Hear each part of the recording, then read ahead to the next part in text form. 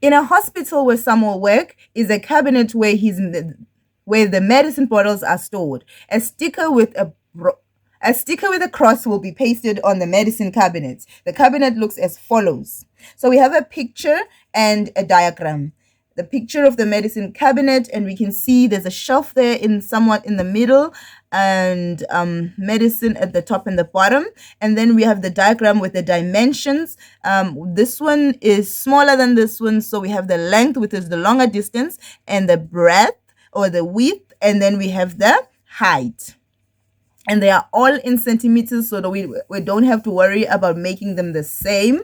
The door fits exactly into the opening of the cabinet, so that the cabinet forms a rectangular prism as shown in the diagram. So it's a rectangular, but it's also a prism because it has a height. The following formula may be used to calculate the exterior surface area of the rectangular prism to be painted, and they gave us a formula. There's length, height, height, width, right? So we have all of those there, and they are all the same. So if we were to calculate the surface area, we wouldn't have to worry. We'll just go ahead and substitute. Right, so the first question says, use the information above to answer the questions that follows. 3.2.1, someone wants to paint the exterior of the medicine cabinet white. A green sticker with a plus sign will be pasted on the cabinet to show it contains medicine. All right, so they gave us a lot of information, and then another information there. At least 3 layers of paint must be painted on the cabinet. So 3 layers means the same cabinet will be painted 3 times. So they're going to paint, wait for the paint to dry, and then they're going to come again and paint it for the second time, wait for the second layer to dry, and then come again and paint it for the third time to make sure that the paint is even and it looks right. The back of the cabinet will not be painted, so I'm not worried about that. The special paint is sold in bottles of 250 milliliters. So one bottle has a size of 250 milliliters. The spread rate of the paint is 1/16 liters per 1,000 square centimeters. So first of all, what is a spread rate? Just in case somebody doesn't know, a spread rate is just how much paint will go on a specific area, right? So this will help us be able to calculate how much paint we need. If we have an area and we have a measurement of the paint itself that we bought, then we'll know how much paint we need to paint that space. Or if we have the paint, the size of the paint, and the number of liters that we can use, we can get the space, right? So spread rate is just how much you can paint with the paint that you have.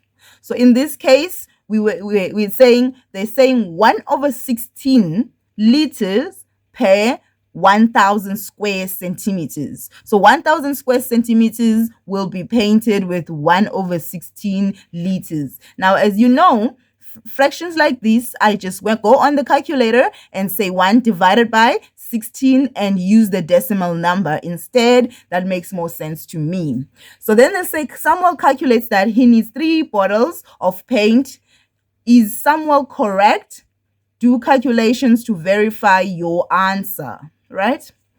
So in this question, I noticed when I went through it the second time that you don't even have to calculate for the 3 layers.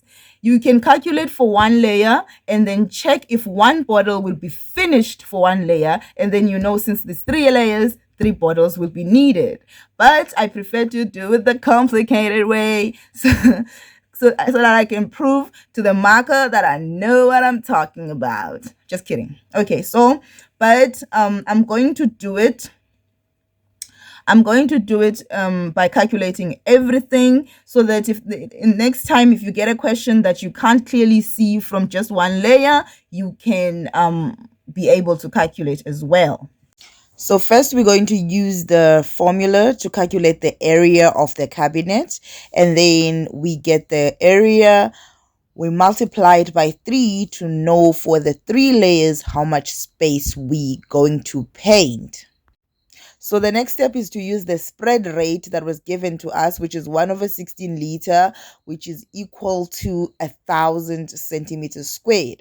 So for me, I don't use fractions. I always change my fractions to decimal, and therefore 1 divided by 16, and then I get the calculator to give me the decimal. At this point, I'm going to use cross multiplication. So I say 0.0625 liters is equal to a space of 1,000 centimeters squared. This was given to me as a spread rate. I therefore say I have a space of 10,911 centimeters squared to be painted, and therefore I write that below the 1,000 centimeters squared, and I make sure that the is equal to is equal to the is equal to, and then I say I don't know how much liters, but if I cross multiply, I'll get the liters. Let me work it out for those who are still struggling to do cross multiplication. This is how you would do it. At this point, you know your unknown is the one that needs to be on its own, and therefore you say the opposite of multiply is divide, and divide by 1,000.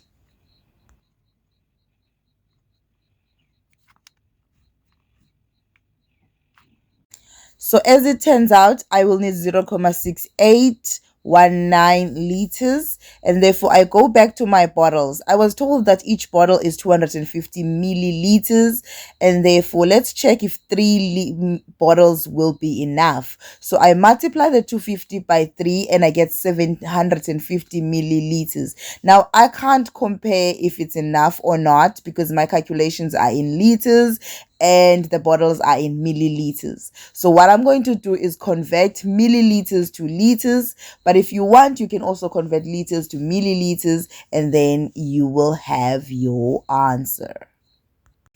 For 3.2.2, the sticker that will be pasted on the medicine cabinet has a length of 10 centimeters and a breadth of 10 centimeters, right? Length, breadth, they're the same. That means that's a square.